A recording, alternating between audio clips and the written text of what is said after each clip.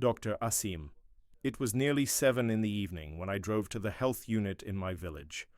It was an old, dilapidated building, its walls nearly crumbling from humidity, one of hundreds of similar T-shaped buildings that fill our kind countryside, and offer very limited services to the farmers. There were no workers or guards, so I climbed the broken stairs to the upper floor, where the doctor resided, and knocked politely on the door. A moment. I heard footsteps inside, then a metal latch opened, and the doctor's face appeared in the light of the kerosene lamp he was holding. He was a young man in his mid-30s, but his hair was almost gone, and he wore thick glasses that made his eyelids seem smaller and narrower than they were. His beard was partially grown. "Yes, sir?" I introduced myself, and he smiled warmly and invited me in, exclaiming, "Now I understand why I haven't seen a single patient this damn day." He led me into a clean room with a bed beside which lay some books and magazines, a kerosene stove with a teapot beginning to boil, and a small lizard on the wall that was disturbed by our voices. It was clear the doctor had been lying in bed, reading when I arrived. Awkwardly, he moved part of the sheet to let me sit on the bed, then began adding more tea to the pot, took off his slippers and sat cross-legged beside me, cursing the unit workers with harsh insults for a reason I didn't understand. In short, his welcome was very warm within his means. He said to me, "I'm Dr. Asim Fathi. This is my 3rd year in this village. I've heard about you, doctor. You've cured many, a great many." I nodded modestly and said, "I came to consult you on a small matter." He laughed with joy. "The great professor seeks my consultation. How lucky I am." I replied seriously, "It's a serious matter, no joke." "And what is it?" I told him the story of the rabid dog patient and his family's reaction, then asked him, "What's the administrative procedure in such a case?" He got up to pour the tea into 2 cups, producing a soothing gurgle, and said, "How many spoons of sugar? 2? Fine." I was saying that the correct procedure is to notify the center, have the patient transferred to the fever hospital, and file a report against his family. That is the proper solution, but what? He looked at me sharply and whispered, "Do you expect any benefit from this? A rabies patient in the final stages of the illness. And what does that mean? It means you'll cause endless problems for his family. They've suffered enough as it is. And you'll just let him die. He will die anyway. You, as they say, are a son of the village, but you don't know it." He handed me the cup of tea, then sighed and added, "It's fate." In the countryside, one must have a bit of flexibility. This village has its own unwritten laws. I looked around the room thoughtfully. There was some logic in this young man's words, but my problem wasn't solved yet, I said while sipping the tea. "Have you heard of the Naddaha?" He nodded, a ghost of a smile playing on his lips. I continued, "Have you come across similar cases?" The smile grew wider. Then he got up and walked over to a small wooden chair beside the bed, piled with books and papers. He took a small, worn notebook with a frayed cover, returned to the bed, and said, "I'll show you something no one has seen before." "And what is it?" "It's my diary." He started flipping through the notebook, many pages with neat, small handwriting, full of meaningless words, sketches of girls' faces, verses of poetry, writings about his pain, his torment, and regrets over many things I had no interest in knowing. What a disaster. It was impossible for him to resist the temptation to read his writings to my tired old ears. Fate had handed him a foolish listener at 8 in the evening, and he wasn't going to let him escape. But fortunately, he didn't read anything aloud. Instead, he flipped to a couple of pages in the middle and began reading, glancing at me from time to time. In October 61, Zogby Farhat, a 36-year-old farmer, developed a strange illness. Symptoms: total distraction, disconnection from reality. Not eating, not drinking, not speaking. Examination: all vital signs normal, nervous system intact, no signs of any narcotic substances. Tests: blood sugar, kidney function, spinal fluid, all normal. Case history: the patient's family claimed they heard a woman calling his name moments before the condition appeared. In November 61, the family went to sleep, and when they woke up, the patient was gone, neither in the house nor anywhere else. Then he turned the page and sipped some tea. In February 62, the story repeated with Said Gaber, a 25-year-old construction worker. Same symptoms. Everything the same. In March 62, a similar incident occurred to Ibrahim El-Sakka, a 13-year-old teenager. In April 62, Reda Ismail, a 34-year-old farmer, he's in a coma now and has never woken up. In every one of these incidents, the patient's family mentioned the name of the Naddaha. What is the Naddaha? The Naddaha is one of the terrifying figures in folk literature. She is, according to those who have described her, a ghoul disguised as a beautiful woman. She roams the dark fields at night, calling out to a specific young man by name, over and over. Once the young man hears her, he rushes out to follow her despite his family's warnings. When he meets the girl and falls into her arms, she transforms into a massive ghoul that devours him down to the bone. There are several accounts supporting the existence of a creature with these traits. Mohammed Amin, a 50-year-old farmer, saw a tall woman in his field at night walking slowly and calling out, "Zogby! Zogby!" He swears she was glowing with a frightening green color. Naturally, he didn't dare approach her, but returned home, wrapped himself in blankets, and recited prayers.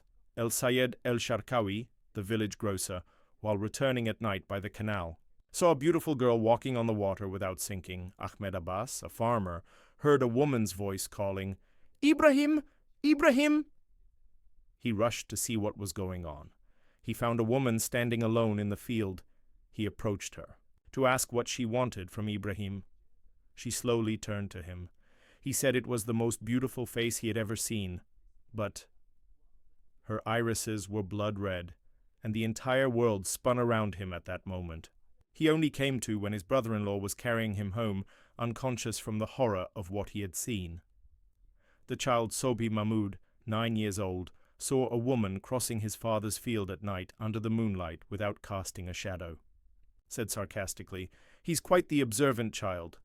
Dr. Asim didn't seem to notice my sarcasm and continued reading. In every case, there were 2 calls. The first puts the victim into a state of stupor, and the second is the final one, after which they disappear. The time between the 2 calls ranges from 1 to 2 weeks. Some villagers tie up the one being called to prevent their disappearance. Others guard the victim closely. But eventually, a moment of negligence or sleep always occurs. At that moment, everything ends and the victim escapes. Didn't anyone try to chase the one calling? Of course not, because the legend is alive in their hearts, and they believe that anyone who tries to stop the Naddaha from doing her job will be her next victim. He sipped the last of his tea from the cup and turned the page. There are several possibilities for what's happening. The first possibility is that the Naddaha is a real being, an unacceptable possibility, he said, placing the cup beside him and shifting his sitting position. I agree with you on that, but it's the only possibility left after ruling out the others, which are ridiculous, as you'll see. The second possibility, it is a psychological epidemic unknown to us that has spread in the village with purely psychological symptoms, like the Kuru epidemic in Central Africa. In that case, it would require reporting the matter to those more capable than us, like the World Health Organization or NAMRU-5. The third possibility, mass hallucination affecting everyone. It's a difficult and hard-to-believe possibility, but better than the fourth. The fourth possibility, that several clean murders have been committed using this legendary image, and that a brilliant killer has staged his crime so well that no one suspects anything other than the existence of a real Naddaha. I said thoughtfully, "You've presented the facts well, but I believe all 4 possibilities are imaginary and contradictory." The fifth possibility, that each case has a separate explanation. The one I saw today had rabies, and perhaps the others suffered from things I didn't know. I looked at my watch. It was exactly 9 o'clock, and I remembered my brother. What occupied my mind now was just one thing: to go to him, tie him to his bed, and spare myself the worry of what could be or what might happen. The doctor's presentation was neat and organized, but it didn't offer me much. I contemplated the books stacked beside the bed on the chair. What a strange collection. Mein Kampf by Adolf Hitler, some of Nietzsche's works, a collection of science fiction novels, several medical volumes, mostly about pharmacology, and 4 poetry books. I looked at him and said, "Thanks for the intriguing talk and your hospitality. I must go now." "But we haven't finished talking yet." Later. "It's been a long day." "Yes, I know, and I'm sorry for that. In any case, you'll find me here often. How long will you stay?" "Honestly, I don't know." I scratched my head wearily. Strangely, this was only my 3rd day in the village, yet it felt like an eternity. I said with exhaustion, "If you'll excuse me, my university leave is supposed to be 2 weeks, but I'll stay here until I know everything." And just as I was about to tell him my brother's story, the door was knocked immediately. He left me and went to open it, carrying the lamp. I remained alone in the dark, listening to a hushed conversation between him and what seemed to be one of the unit's guards who had just returned from his patrol. A minute later, he came back, the lamp casting eerie shadows on his face, and said, "This is Mustafa, the unit guard. He apologizes for needing to go down to the village. The people called him to help search for someone. Another missing person?" "Indeed, and you know him well." "My brother Reda? Has this happened?" "But the doctor doesn't know our relationship, and he didn't connect the name Refat Ismail with Reda Ismail. So who is this missing person I supposedly know well? Do you remember the rabid boy you saw this afternoon?" "Of course." "Well, he answered the Naddaha's call an hour ago.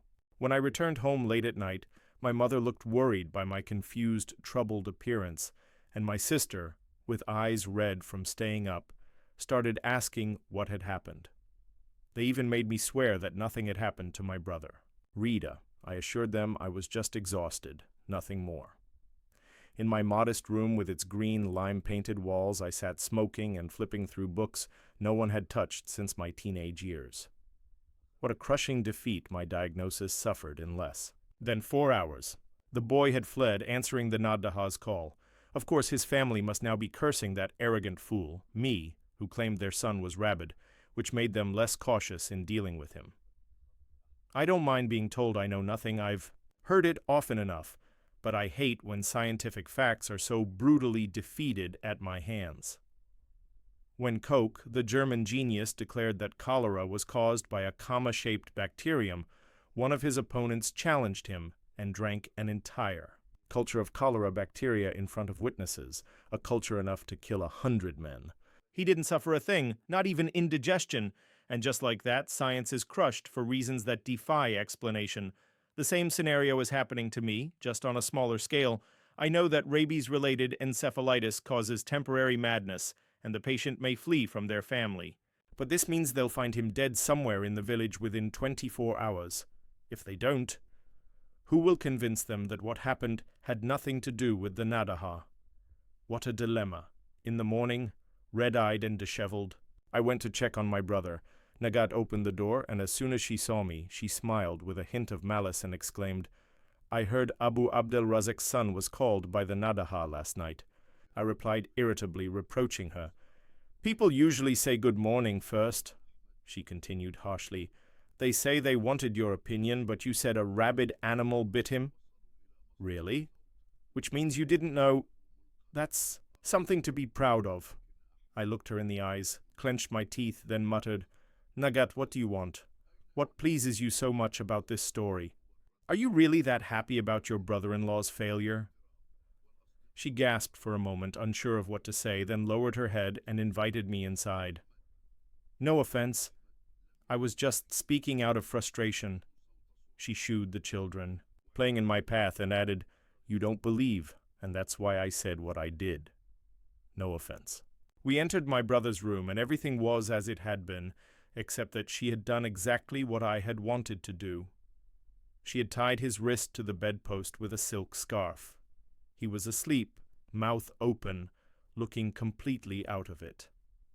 Nagat explained, "Last night, he kept tossing and turning, so I had to restrain him. That cursed woman called him for 3 hours straight, and Reda isn't strong enough to untie a silk scarf. He's very weak. Didn't you notice? And his mind is so foggy he can't even figure out how to undo the knot. And that boy? Abu Abdel-Razek's son, he was tied up too? No. They'd untied his arm, and according to what you said, they left the room for 5 minutes to decide what to do. When they came back, he was gone, and the window was open. Then tears welled in her eyes, and she whispered bitterly, "And you said he was bitten by a rabid animal," Dr. Asim said with confidence. "Your medical opinion is beyond doubt. Encephalitis made him flee, but how do you convince those fools?" We were sitting in his clinic's examination room. The crowd of patients had started to thin out, and in the morning light his face looked even more hideous than it did at night. "Like a suspicious old owl wearing a white coat," I said, absently. "I have an idea." "What is it?" "You're as interested in this legend as I am." "Of course." I struck the table with both fists and exclaimed, "It requires a lot of patience and perseverance." "I don't understand." "You told me yesterday that there was a patient who didn't respond to the Naddaha's call." "Yes. His name is Reda Ismail. Why didn't I tell him that this Reda Ismail was my brother?" "I don't know. It's a hidden urge I can't explain that made me do it. The same urge that stopped me from taking my bags to Dr. Richard Cummings' house in Yorkshire. The same urge that made me decide to sleep in that filthy tavern in that miserable Romanian village. And I swore long ago that I'd always obey those mysterious urges, because they're always right. So I told him, we'll organize ourselves. We'll assign night shifts to monitor the area surrounding his house, and if this so-called Naddaha appears, she'll be captured immediately. He looked at me for a moment to see if I was serious, then scratched his bald head thoughtfully and said, "It's a tiring plan." "Indeed, but I don't expect our wait to last more than 2 nights. And what about Nile emergencies? You can inform a reliable assistant where you'll be so he can call for you if needed." He thought for a while, and just then a beautiful nurse entered the room carrying a small bottle with a thermometer in it. When she saw me, she nodded politely in greeting, then turned to Dr. Asim and said in a husky voice, "The last examinations are done, Asim." "Asim." Upon seeing the surprised look on my face, Dr. Asim's face lit up, and he gestured toward the girl, saying, "Forgive." "Me? I forgot to introduce her. Awatif, my wife." Then he scolded her with a smile. "Awatif, how many times have I told you not to call me by my name in front of others?" She laughed flirtatiously and said in a bold village accent while touching her neck, "I know Dr. Rifat well. He's from the village, not a stranger." I nodded in greeting to her, as if to say, "Nice to meet you," then asked, "Do you know my family?" "Not exactly. I'm originally from Fax." Strange. It never crossed my mind that the man was married. The state of his room I saw last night and his way of life suggested he was single. And where was his wife last night when I visited him? I also have some reservations about a marriage like this, one that might not provide the best cultural or social compatibility. But what is it to me? They're happy, and I understand what loneliness does to the soul.